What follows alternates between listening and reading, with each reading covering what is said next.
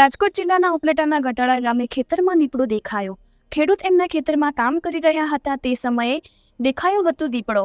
ખેડૂત દ્વારા ઉપલેટા ફોરેસ્ટ વિભાગને કરાઈ જાણ। ઉપલેટા ફોરેસ્ટ વિભાગ દ્વારા ગટાળા ગામના 22 પંપાણીયાના ખેતરમાં મુકાયો પાંજરો। દીપડાને પાંજરે પૂરવા માટે મુકાયો પાંજરો। દીપડો દેખાતા ખેડૂતોમાં ફફડાટ ફેલાયો। રિપોર્ટર ઇમરાન સરવદી સાથે કેમેરામેન ભાવેશ ગોહિલ, ઉપલેટા।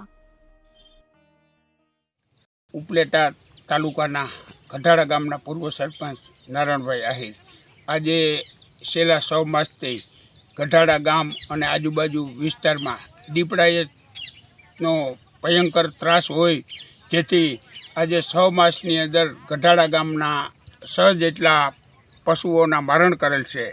ત્યારે ખેડૂતોમાં પણ ભયની લાગણી ફેલાણી છે।